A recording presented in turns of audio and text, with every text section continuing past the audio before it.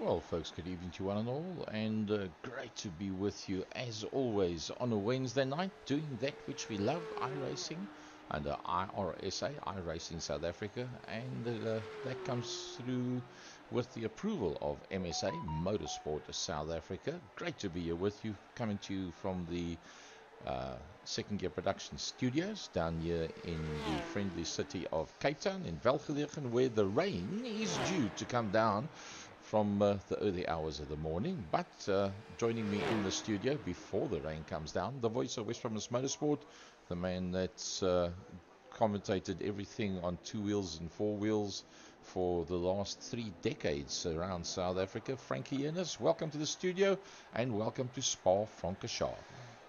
Gary, good day. Yes, Spa-Francorchamps in Belgium.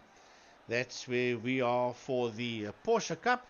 Remember, 2 weeks ago we were here for the GT3 series, and now we are here for the Porsche Cup. One more round left for GT3 and for Porsche Cup, and that will be the beginning of next month. We will be in France at Le Mans. But yes, the second last round is at Circuit de Spa-Francorchamps. 18 degrees out there, cloudy, 4 km/h winds, track temperature is 21, and the circuit is 6.93 kilometers, almost 7 k's for 1 lap. Well, it's going to be pretty interesting to see how this one plays itself out with, as Frankie said, the second last round of the iRSA. There you see it on the side of the car, iRSA, iRacing South Africa, Spa-Francorchamps, round number 7 of 8 rounds for 2023. Brought to you by ASAP New and Used Car Parts, and they up in the Pretoria side of the world, not down here in Cape Town. The man you see there on screen, that is Jacky Ickx. He's the first of the guys to go out of the pits, and everybody gets a warm-up lap. Then they get 2 flying laps if all goes well for them and they don't have off. If they have an off where they go outside of track limits. If you ever watched Formula One ever in your life in 2023, you'll know about track limits, and then the computer will not credit you with that time at all. So they've got to do at least one of those 2 laps, must be clean laps. And a big thanks to that man on screen, Jacky Ickx. He puts it all together. Yeah, he's the head honcho, the brainchild of Porsche Cup, Clio Cup and GT3. As we have a look at Jaco Forster of JV Workshop, busy making his way around in the 000 car. The man that does all the designs for a lot of the drivers, and that's just one of his masterworks that you see there on that Porsche of his. Yasamai, man that got driver of the day a while ago, a couple of race meetings ago. Yasamai out there with a 7 car. The Boltman, Robbie Teams, is out there with the 23 Porsche. And frankly, that's the colors that we're accustomed to seeing him in race for race. Doesn't matter what he's driving, he ends up with those colors. Yeah, Team Bolt. Here comes Ati Nagel in the 78 car. He will be one of the front runners together with Jacky Ickx and Jaco Forster. And Yasamai will also be in there.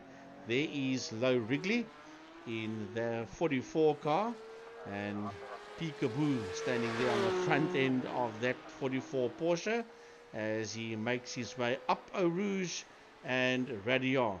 Wayne Masters is out there with a 20 car, busy circulating around the Spa-Francorchamps circuit. So we'll see the times come up shortly. Remember, it takes just over 2 minutes to do 1 lap. The track is 6.93 k's long, so it takes a while as we watch Peter van Zyl.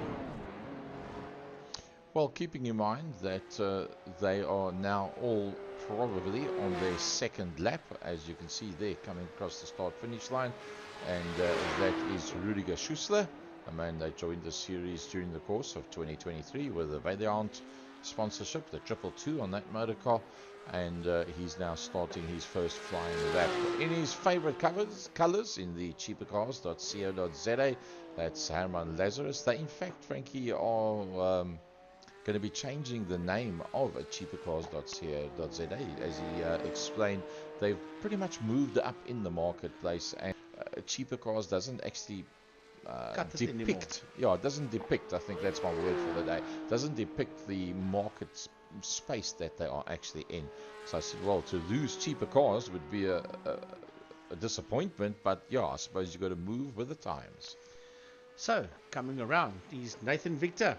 And I think this is his maiden outing in the Porsche Cup. That's brought to you by MSA. Remember, it's a MSA sanctioned club series. Is a Porsche Cup, whereas the GT3 is a national series. As we look back at Jacky Ickx in the 88 car. So hopefully, if all goes well, his time should come through pretty soon, because I think this will be, no, not yet. Jaco Forster also working his way into turn 1 into Les Sources. There we go. So Jacky Ickx was a bit late to come out. Yep. Jaco Forster, the next man that comes through, probably Peter van Zyl. Yep, there he comes across the line. Is Peter van Zyl, and then I think Herman Lazarus is just about there as well. There he comes. He'll come up towards the line now. So 2 minutes 19.969. That's pretty quick. That's really not bad. Jaco Forster, the man that's closest to him, 0.2 of a second. And then Yaz Savai, the man that was dubbed as Mr. Porsche at the end of the first season of Porsche racing under iRSA. That was before pre-MSA affiliation as such. And it's nice to see that he's still into the Porsche series. Nathan Victor popped up there in 4th position, 1.148 off Nagel at this stage of the game. And as I said, this is his maiden race to my knowledge. Rudiger Schussler making his way through the chicane and onto the main straight, heading down into turn 1 into the source. And he hasn't got a time yet. See Wayne Masters there, he's in the pits, but he's 1.561 behind Ati Nagel. So we wait for the likes of Robbie Teams to come around as well. Well, a big welcome to the guys watching us at home live. Carl Wiltshire, Hilary Souls, John Kerry Haysalmon, Sonia McCarthy, Marius Fashi, Tiny Brunt, Pity Hubert, all of these guys that are busy watching. Hello, welcome. Nice to have you guys with us. And we look forward to bringing you a whole heap of action. 6 minutes 38. That is eclipsed so far. That's my second word for the day, eclipsed. Yep. And it's Atinachel's biggies. 2 minutes 19.969 from Jaco Forster. There comes Jaco Forster with that beautiful livery that he's got there. And he's coming on his second flying lap. So at this stage, he is quite okay on the front row of the grid. But then again, Yas Samai is not that far off whatsoever. So here he comes through now. He'll be the next man coming up towards the line, as well Jaco Steyn, because Jaco Steyn only went out of the pits a little bit later. Can Jaco Forster go any quicker? This is his second flying lap. And he slows it right down, so no, it does not look. He must have had an off somewhere because it didn't actually register that lap at all. So let's see, whereabouts is the rest of the guys. Atinachel, is he still out there? No, he's already gone off and into the pits. Let's see who else is out there still. Low Wrigley. Can we pick up Low Wrigley? Yep, he's on his way down the hill. Will he make up another lap? Just about, yes. 7 minutes 46. So it should be okay for him to get around and put in a flying lap. For them, Pina hasn't put up a lap yet, and there he is, the man in the Castrol colours, as always in the Porsche, as he works his way around. So let's have a look and see where these guys pop up. Only 6 of them have posted times so far. There's quite a few that still need to, as Pina makes his way through the chicane. Down the main straight he goes towards turn 1, towards the source.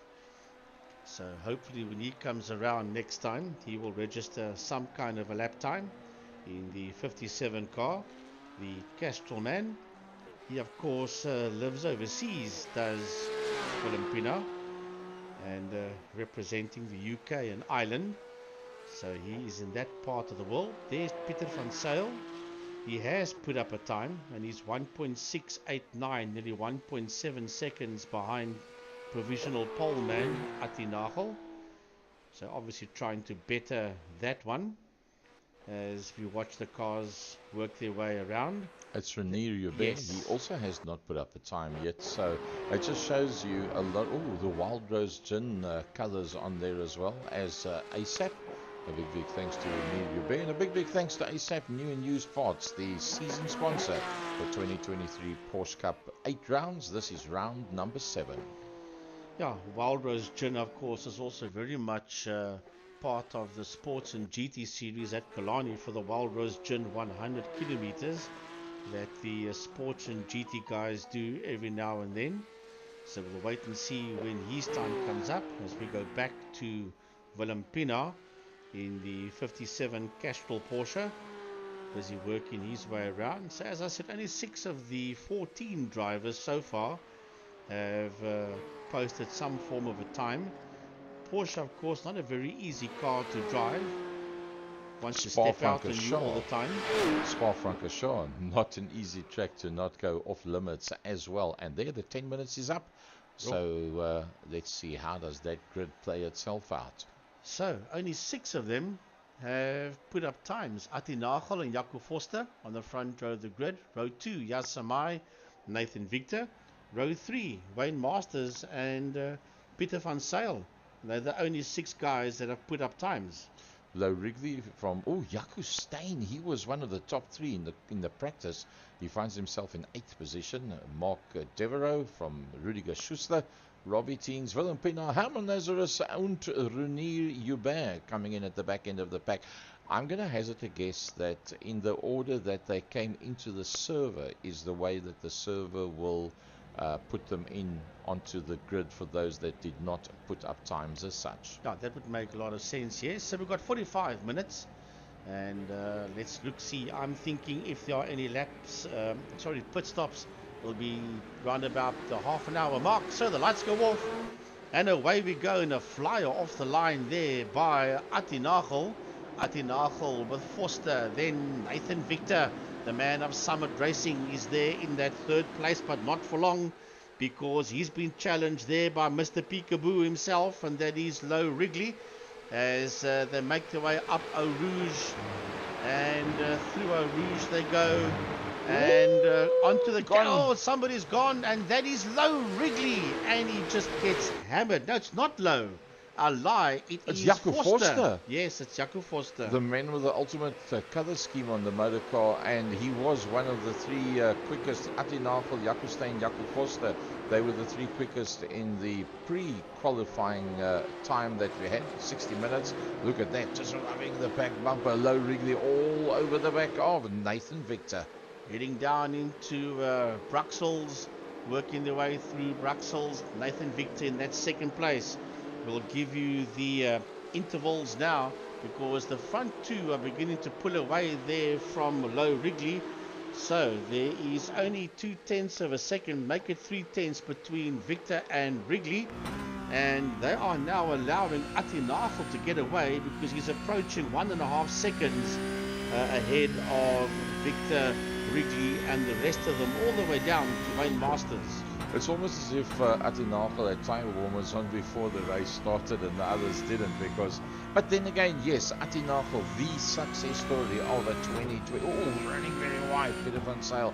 The success story of 2023 has to be Atinafel, from there and thereabouts to up there at the front, and, well, he's showing them a clean set of wheels. Now, Nathan Victor was about 6 seconds off initially when he went into the 60-minute practice session.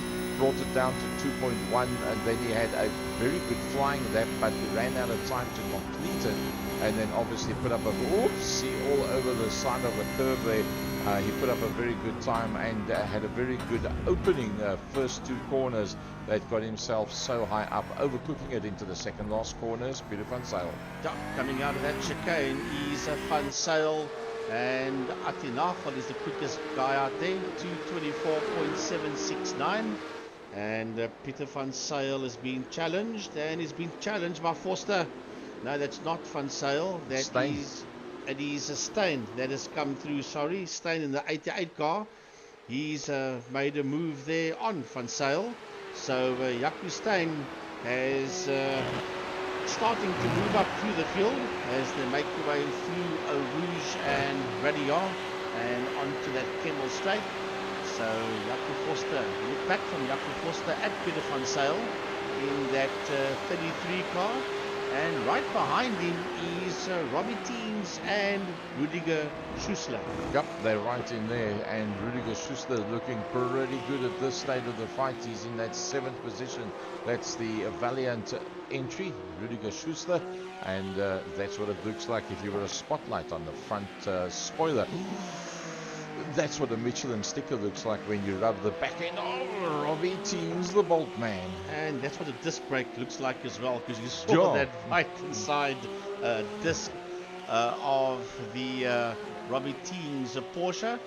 So we ride on board here with a nose cam on Schussler, now the side cam, looking at that front left-hand side suspension and focusing there on Robbie Teams that is sitting just there ahead of him.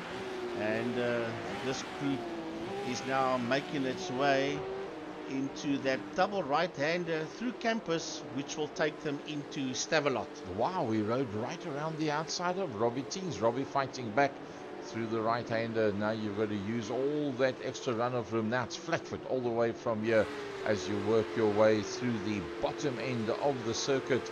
And the first time that you've really got to hold on is where they're going now, underneath that DHL bridge. You've got to really line it up very, very neatly. Then you've got one more right-hander thereafter, and there is run-off room, but you lose a lot of time if you run it a little bit too wide there, as we stay on Rudiger Schussler, having passed Robbie Teens, the Boltman, who's now being closed up by Yas Samai. Yeah, Yas Samai, 0.4 of a second behind him, and once again, Atinafel. No, now it's Nathan Victor. Wow. That's the quickest man out there. 2:20.146 for Nathan Victor, the man from Summit Racing. Yas Samai locking up as he has a go and turns it around. He had a go there at Robbie Teens. Didn't quite work out. and he's dropping all the way down that leaderboard. As a matter of fact, Mark Devereaux has gone past him after he made that little error. Let's just have another look at that one.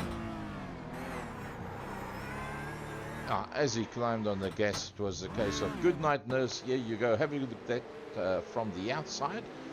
You can see he's nice and late on the brakes, closes up nice and neatly, tries to turn it in, make sure he doesn't make contact, and yeah, it just swaps ends. And as we know, that's the nature of these Porsches. The motor sits at the back, lots of weight on the back wheels, and yeah, as a lot of the guys say, if it doesn't feel like your Porsche is trying to kill you, you're not trying hard enough. Keeping an eye on Nathan Victor in that second position. He's adapted to this car very nicely indeed. As a matter of fact, he's just overdone, so to speak. Commentators curse, and he gets it all wrong, does Nathan Victor, and drops down to P6. He might even lose more positions. No.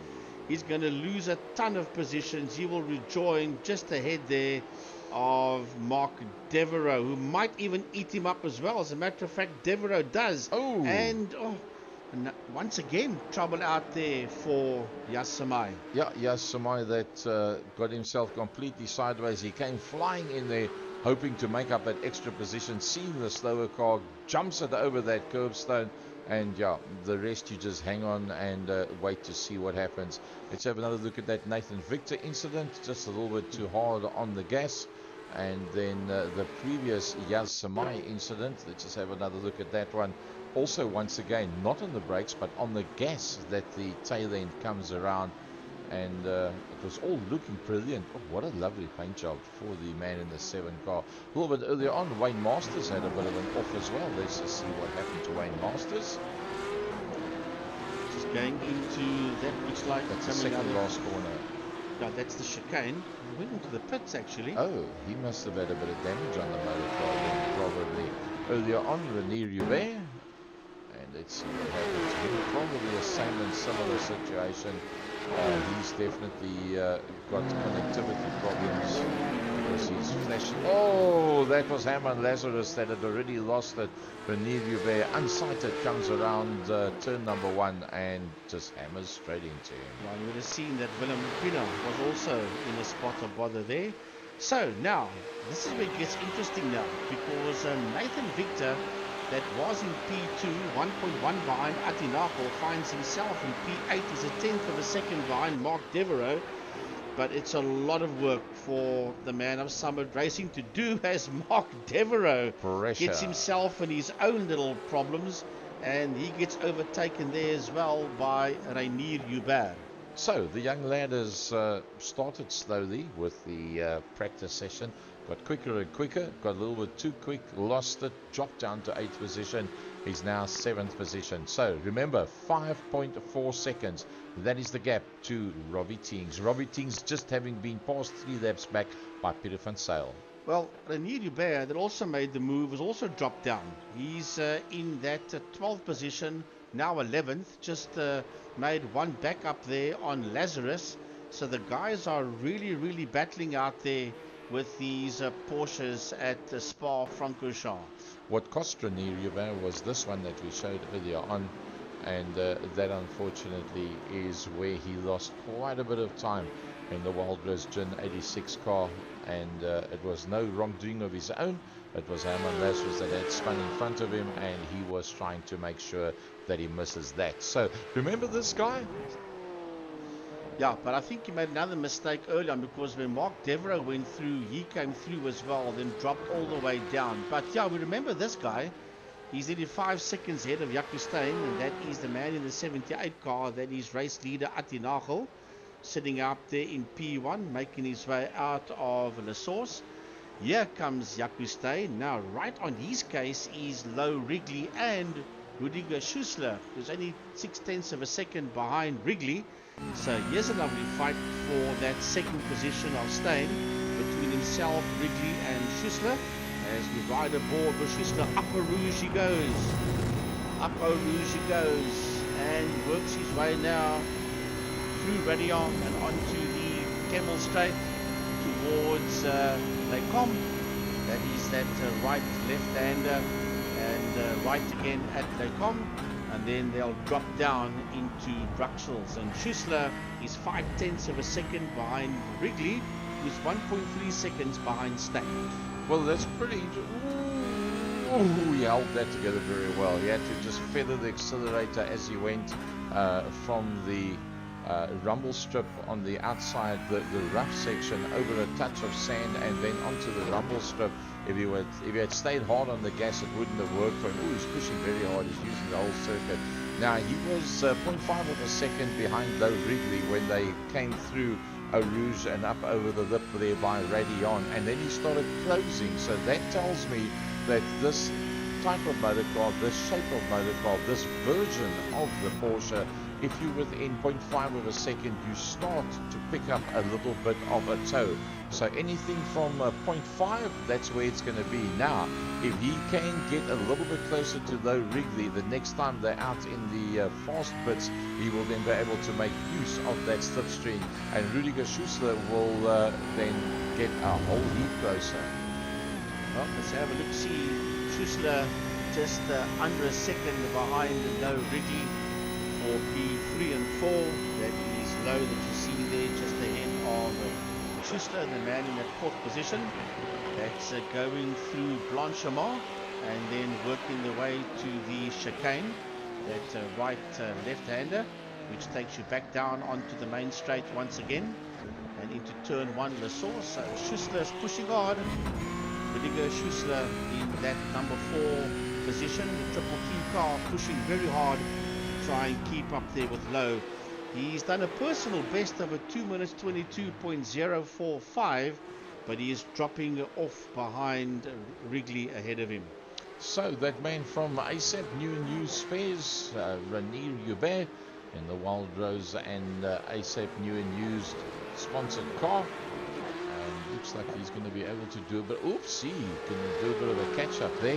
That was Yasamai. That was, well, Yasamai. Where did he come from? He must have had a bit of a spin. No, he cut the corner there, Gary. So he overshot that right it. left-hander. He cut that corner, and then he was right up against Willem Pinaar at one stage as well. So it's not going Yasamai's way so far. You'll see there's been a couple of times that you lose the picture on Renier Hubert, and that means he's got connectivity problems, and let's just hope that that doesn't affect his race as a whole. Rudiger Schussler, well, he goes up into that third. Low Wrigley virtually gave it away. Yeah, Low just literally opened the door there for him. And is that now a case of if we fight for it and we touch one another, I'm going to go a long way down and come into the clutches of Peter van Zyl? I'd rather give you that one position, not slow myself down and keep out of range of Peter van Zyl. Look, I don't know what the guys are thinking. Anything is possible for sure, but he'll be happy that he is there in that third position, but he's 3.3 seconds behind Jaco Steyn, who is 4.8 behind Atti Nagel. Remember, when we got away, Atti Nagel just pulled the pin and disappeared down the road, and then there was chaos on that opening lap, and that allowed him to get further and further away. So Schussler is in that third position. There's the man that sits out there in P1, the man that I said just pulled the pin and disappeared, nearly 5 seconds down the road from Jaco Steyn. That man that is in that second position in the 88 car.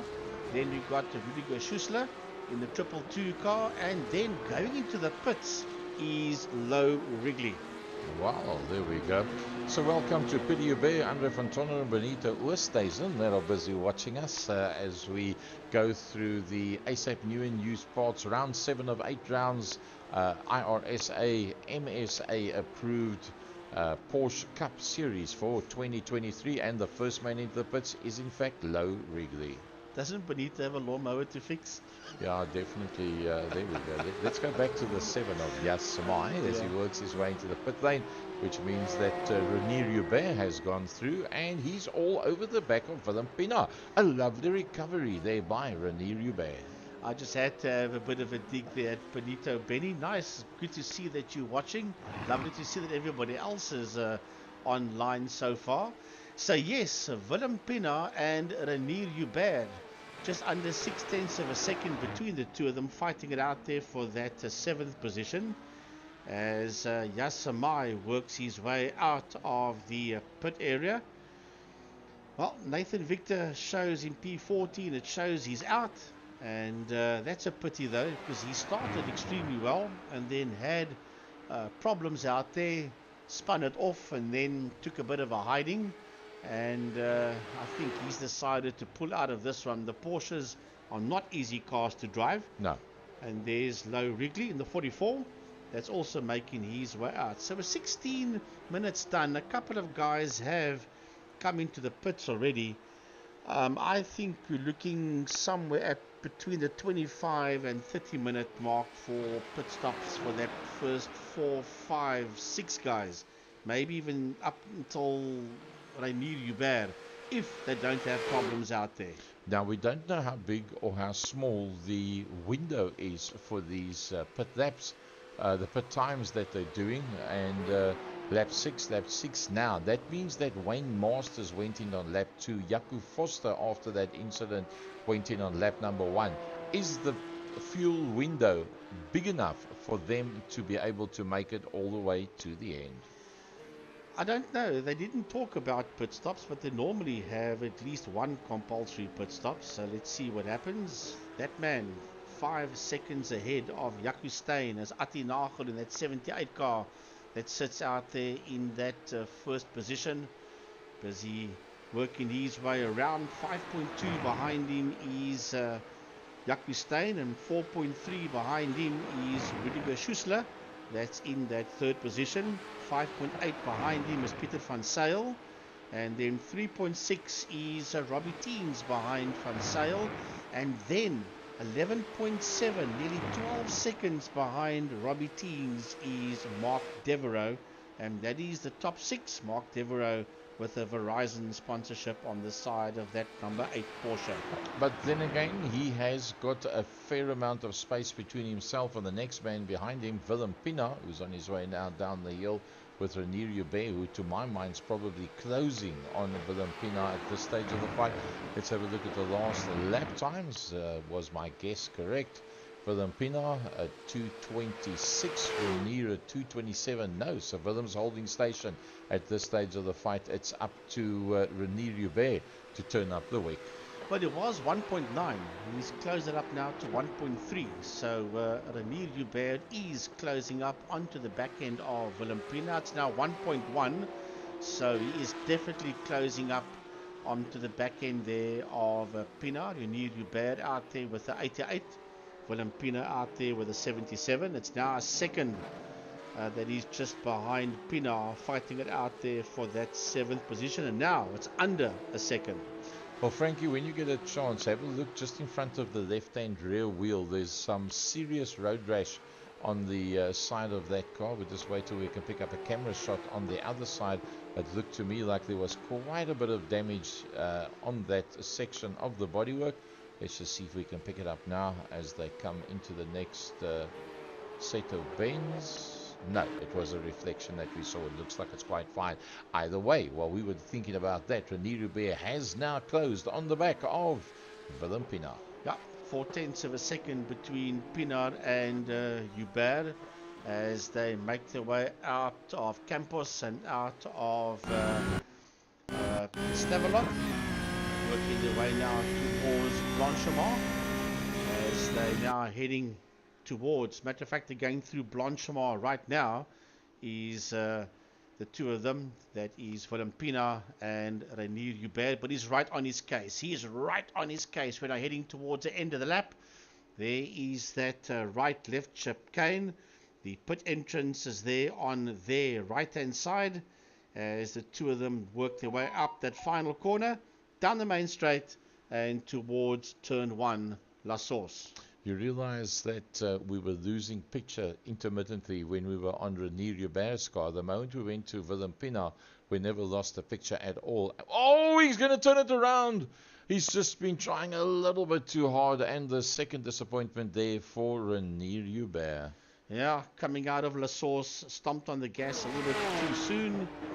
in the Wild Rose gin car, and then it just flicked itself around. As they say, it did a swapper. Well, not quite a swapper, but close enough to one. And he will now watch the Castrol car disappear down the road. What's the definition of a swapper? You swap one direction for the other. You swap around. The tail comes around and swaps the front end around of the car, so you do a swapper. Well, talking about somebody that's not swapping or giving anything away, Ayrton Senna doing a lovely job. He's up front and he's been there all day long. He's in fact quicker than Jaco Steyn, who said to me earlier on today when he did all the necessary setups and what have you. I haven't had a chance to practice, so I'm not going to do any other changes at all. I just need to get a chance to get out there and get a bit of time on this motor car, on this specific track. And, well, he's done very well. He's just 5 seconds off the frequent flyer, Ayrton Senna. He's managing to hold a decent gap as well between himself and this man, Pedro van Zyl. And to my mind, at this stage of the fight, driver of the day, Pedro van Zyl, he's doing very well. He's doing pretty well. He's Pedro van Zyl. As a matter of fact, my initial driver of the day is now out of the race, and that's Rudiger Schussler. Not too sure what happened there. I must have missed that. He was sitting in that third position at one point in time, was a Schussler, and then all of a sudden he finds himself one lap down and out of the race. As we have a look and see, that's connectivity. That's the reason why. That's connectivity. Check there. You can see it all of a sudden. He doesn't turn the steering wheel. The car just veers off to the left-hand side, and he had no control over it. Look at that. Bang! That's not a driver error. Oh, that is bad. That's a big, big one there. And do you think we can say ESCOM 1, Rudiger Schussler none? Well, I don't know. But the bottom line is, the man that was in my thoughts for driver of the day, he's no longer with us, together with Nathan Victor, as Willem Pina does a personal best of a 224.750 for Willem Pina. So the man that was in your thoughts has been teleported to the pits. Well, I'll tell you what, everybody that I've been thinking about had issues. He was in my mind for driver of the day. He's gone. I sang Nathan Victor's praises. We're sitting in second position. He's gone. So maybe I just shouldn't think anymore. Just commentate. Another man that's had a shocker today is Herman Lazarus. Just hasn't worked out for him. Now, he's a man that's been getting quicker and quicker in the whole of 2020. Just locks it up. A little bit too much brake bias there on the front, but you need a lot of bias on the front wheels, because what happens is if you have less than that and you gear down at the same time, then it does a swapper. And what's a swapper? That is when you swap directions.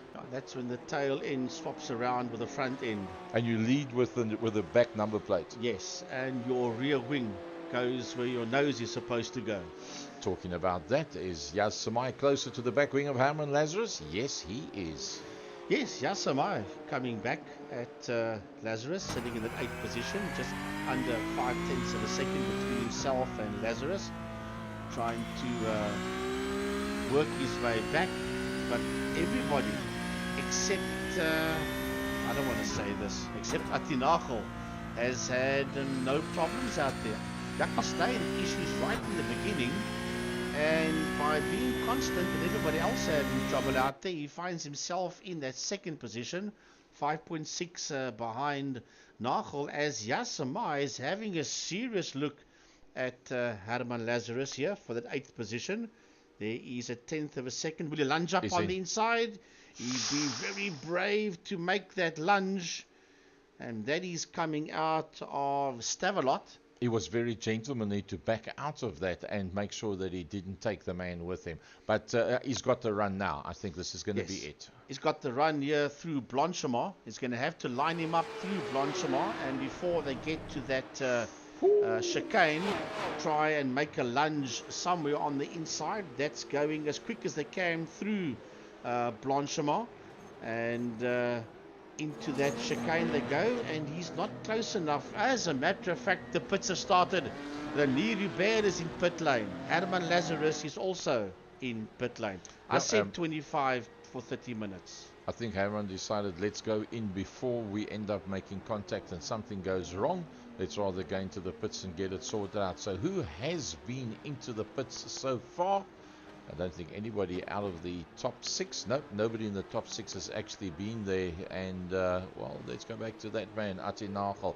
He hasn't got any further away from Jacky Ickx, so I hope for Atti's sake, you having mentioned him, so he's still got bad luck to come, maybe, with the commentator's curse. But if anything goes wrong for him, Jacky Ickx will pounce. There's no doubt about that. So he's got to make sure that he gets his entry and exit in and out of the pits 100%. And then he's also going to have to make sure that his settings are correct when he goes into the pits, that it doesn't put 2 left and back wheels on, or no wheels on the front and 2 on the back, or whatever the case is.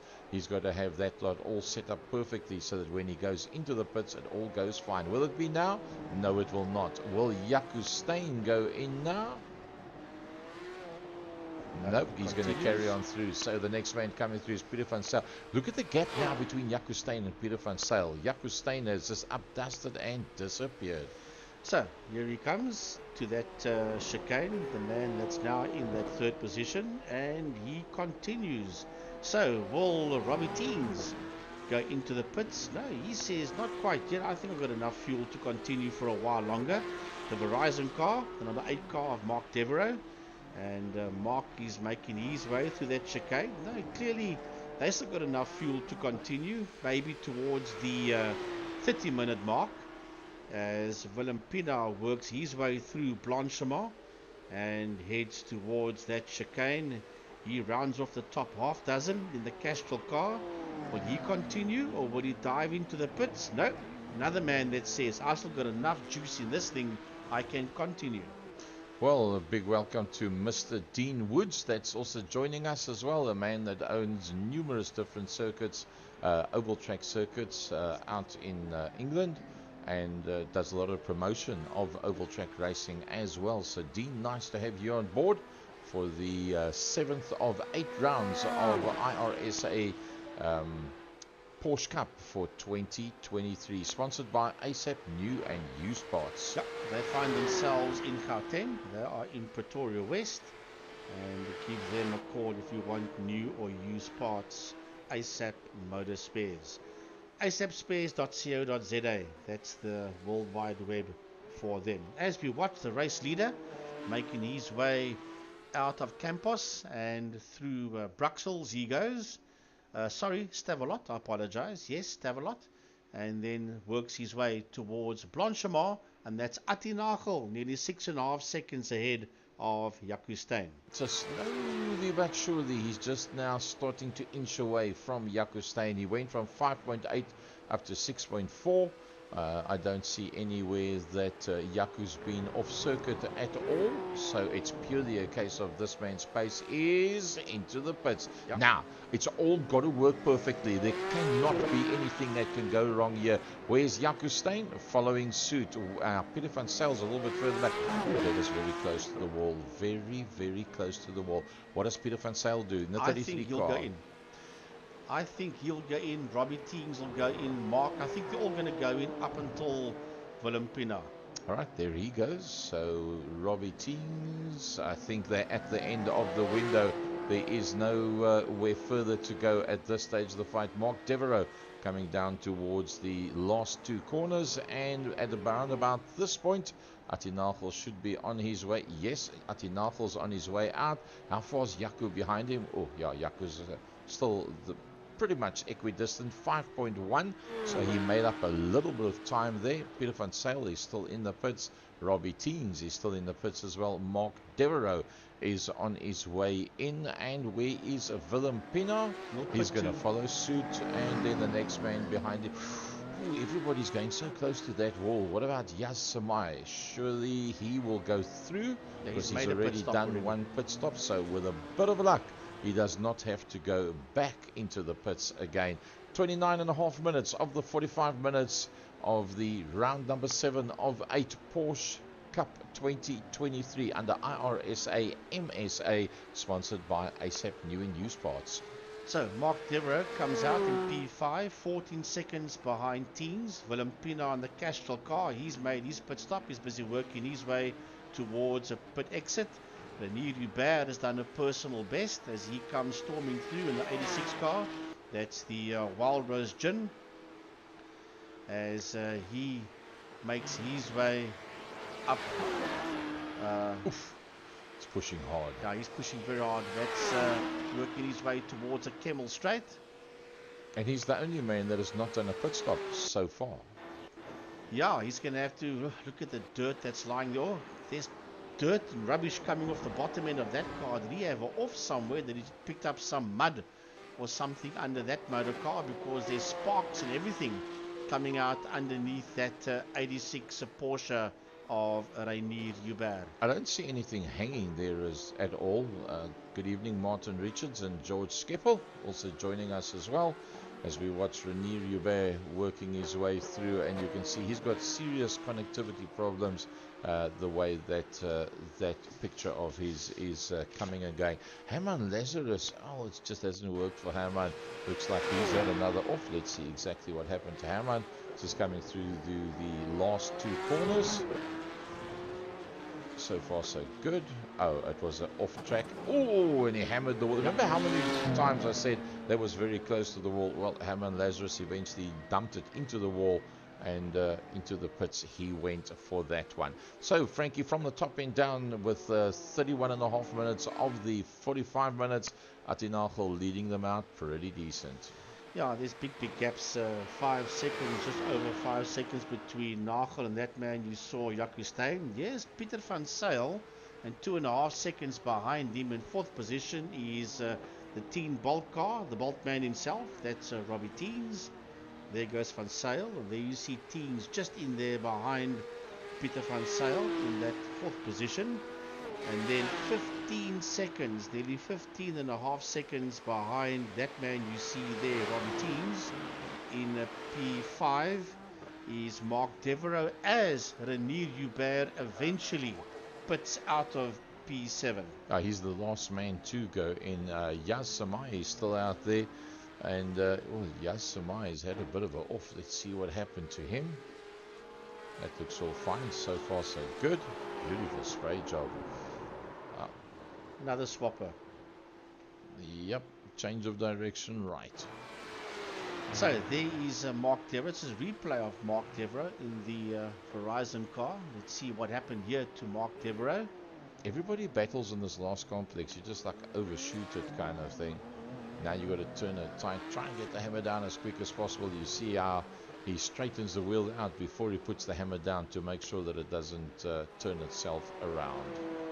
So 33 minutes done out of the 45. Lazarus that just came into the pits, he's still stationary there. This is his second pit stop, as a matter of fact. He had trouble early on, so he goes at least one lap down to Atinachel. There is Jaco Forster, that's in that 11th position. He had a horrible start. You saw his car fly across the track right in the beginning and on the opening lap, Jaco Forster, and it's been an uphill battle for Jaco Forster from then, and then in and out the pits as well, and he is in P11 and the last man so far on the lead lap. Well, yeah, I think we can go away from those pit stops. Just for interest's sake, let's see how long those pit stops were. Was there much variation? So literally 11.1 around about the quickest, anything up to 13 seconds from the time you stop until you pull away. So just one or two of the guys. Low Wrigley, 1 minute and 4 seconds. Jaco Forster, 3 minutes 28. But remember, he had that big off earlier on, right at the beginning of the race, in fact. And that was obviously him trying to make a plan to get that car fixed. As Herman Lazarus works his way. Look how tight it is coming out here. And off you go down the straight. Let's see what it's like to come out of the pits and down towards Eau Rouge, right up against the wall. An early turn in onto the curbstone, an early turn in on the apex of the corner. Oh, he lifts off, so he's not comfortable with the handling of that motor car. You need to go through there without lifting off whatsoever. Yeah, no, he's not comfortable. That car's not right. You can see he's battling with it. He moves out of the way for Robbie Teens. So even with the amount of time that he spent with that car in the pits, he hasn't managed to fix it completely, and the car's not doing what it's supposed to do underneath him. So he's got a torrid 10 minutes, in fact, on the dot with around about now. He's got 10 minutes. He's still got to wrestle that Porsche around Spa-Francorchamps. Well, if I was him, just keep on going. I'm a Lazarus. Anything ahead of you can happen. As a matter of fact, though, Wrigley is having a go at Willem Pinaar. They're sitting side by side, the two of them, as they work their way through Blanchimont, and that's heading towards that right-left chicane, and he makes the move stick at exactly the right time. No, it's not through Blanchimont. I do apologize. That is going through Lacombe. Sorry, that's Lacombe that they went through, and now they're heading towards Bruxelles. Yep, down to Bruxelles, and then an unknown name in general on Spa-Francorchamps. The next left-hander they're going to go through, that's called Speaker Corner, and you never ever hear the commentators refer to it as Speaker Corner. They go for the bigger names. The double gauche, G-A-U-C-H-E is the way that it's spelt. It's basically a double left-hander, pretty much the same as the Sorrel Sweep at Cologne International Raceway. Now they go down towards Les Fars. That'll be the right-hander, then the little left-hander thereafter. Now you climb hard on the gas down towards Campus. Got to get this one very, very neat. Carry as much as you can, because from there it's flat foot all the way through Stavelot. Keep your foot down, just keep on holding on, and just keep on trucking. Now there is it's flat foot all the way through that piece and through Blanchimont. You see they're heading towards Blanchimont now. There with that red dot that starts the final sector. That is Blanchimont. That's basically where Blanchimont starts, and then you go into that right left-hander, and then it takes you back onto the main straight again. So Low Wrigley is 1.1 seconds ahead of Willem Pinaar, which is now just climbed to 1.2. So there's nothing between Wrigley and Pinaar in that 7th and 8th position as they work their way out of La Source. And out of La Source they go. Eau Rouge, that's what it looks like from the nose cam of Low Wrigley, going up Eau Rouge and then into Radio. Now you're going to put the car on the line and just stomp on the gas and believe that the car will come out on the right line as they go through the Kemmel Straight towards Les Commes. And the Kemmel Straight is actually, as a matter of fact, the fastest part of Spa-Francorchamps. One would think that Blanchimont would be, but it's not. Apparently it is through Eau Rouge, Radio and the Kemmel Straight. That is apparently the fastest section of the Spa-Francorchamps circuit. If you look at the brake marks on the circuit going down into that specific corner, you can see a lot of the guys sweat that one out. This one, it's very, very deceiving to not run it too hard and too wide, but you've got to carry lots of speed, because whatever speed you carry there multiplies all the way down that section of the circuit. Now you've literally got to give away all and everything that you've gained to be able to make the first part of the double gauche. And if you get through the first part without going over the line on the outside of the track limits, then you know you're going to make the second section, because there is just flat foot from there on out. So we ride here with the man that's in 7th position. That is Low Wrigley. Through Campos he goes, working his way towards Stavelot. And he, that is Low, is nearly 13 seconds behind Yasamai. But here in P10, Jaco Foster, that's in 11th position, is closing up on Rainier Hubert. We just saw a puff of smoke. Yes. Is this not maybe... Yep, another spin out there. That was where that smoke was that we just rode through. Peter van Zyl, that had a bit of an off. There Robbie Teens goes through, and then looks like Peter van Zyl's pushing it very hard, coming through to that last two corners. Will it be a lockup? No, just a bit of an overrun. Gets it back on the circuit as quick as possible, doesn't go over the sausage curve, gets going again, but then remember there's not exactly a very big gap between him and the next car through behind him, Low Wrigley, as he works his way through. I think it's time for us to go back and honour the man that's been up front all day long. Yeah, as we honour him, we're going to keep an eye on that fight for P10 because Foster is 3/10 of a second behind Henri Pescarolo. That's the fight that we are seeing out. That's the only fight that's on the track at this point, is that fight for that last 10th position, with Jacky Foster busy closing up on him as they busy work their way towards they come right on the case of him as they work their way into he's sitting right under that wild rose wing of Henri Pescarolo. He's Foster, and he wants to get through 2/10 of a second as they work their way down to that hairpin. That's Bruxelles up on the inside.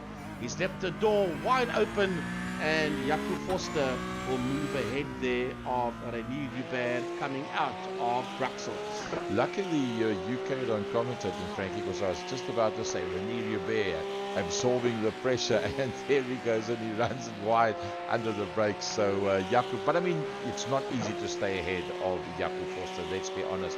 Jacky Foster in most any car is always spectacular looking because of the fact that he does these wraps on the cars, and he's one of the best in doing the wraps on these motor cars. And no matter what he drives, he's always quick. I would like to see him doing more of the different series. And another man that's getting a bit of time now to actually play and practice on his rig is in fact that man, Jaco Steyn. And since he got his new set of pedals, well, it's just all systems go for Jaco. Yeah, he's 5.3, or almost loses a tail end there coming out of Bruxelles, trying as hard as he can to catch up to Nagel, but he's over 5 seconds behind Nagel at this point, and with 3 minutes left to go on the clock, Jacky Steyn just settled for that second position. If you think he's got 38 seconds on Robbie Teens, and Robbie Teens has actually got one position up, because Robbie Teens, it was Peter van Zyl that was in that third position. He then had the off, and at that point that is where the turnaround came, and Robbie Teens gets himself up into the top three. When last has Robbie Teens been in the top three? It's been a long time. Has been a long time. That's why he got the name of the comeback kid, because of doing something similar last year sometime, as he sits there in that third position. The teen Bolt car, as we like to call him, the Bolt man. Robbie Teens there in P3, and here comes Peter van Zyl, and he's nearly 3.5 seconds behind him. Here's Mark Devereaux, but he's going to put a lap. Yes, you could put a lap there on Lazarus. Remember, Lazarus is already 1 lap down, so he might even go further behind if Devereaux can get past him. I personally think that Herman Lazarus didn't have time to practice before this race, because we know what he's capable of. And I also know that he's been very, very busy at cheapercars.co.za, and for all losing his counterpart, Gert du Plessis, that was made an offer that he couldn't refuse from a corporate company. And I know that Herman has not had that much time available to him to be on the rig recently, and you can actually see it in terms of just trying a little bit too hard, and it's had numerous offs. Yeah, but not only that, because of those offs, that car wasn't working properly. You saw when he went through Radiar and onto the Kemmel Straight, how we just opened the door and allowed somebody else through there. Well, there's a photo of Nagel's father that passed away, and you see on the side of that car it says hierdie een is vir pa. So Atti Nagel doing this one for his father, as he sits out there in P1, and it would be stunning for him to do that for dad and get a victory. A replay here of Herman Lazarus in the cheap arts. Once again, that's probably, yes, that's going into that final chicane. The guys are really battling in these Porsches in that final right-left corner before the main straight.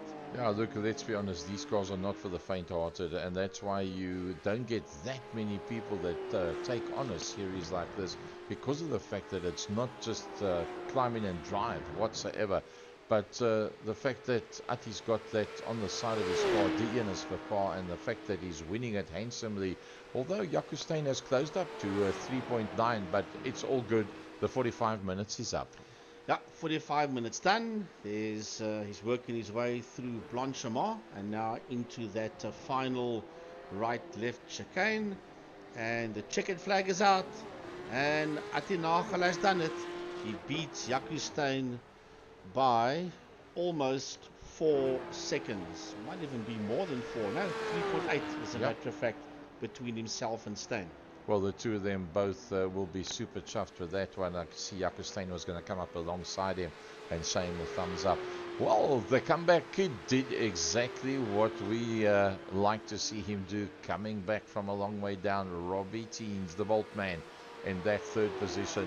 Not an easy run because the next man in behind him is not that far. There he is. It's Peter van Zyl. Yeah, Peter van Zyl, they're working their way. They've just gone through Blanchimont, heading towards that chicane, and that's Robbie Teens. And just behind him, you see Peter van Zyl. That's actually gone into the pits.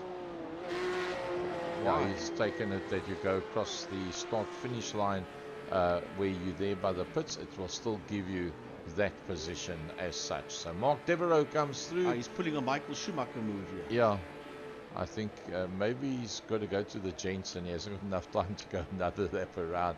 Yasamai, as he comes across the line, very, very slow.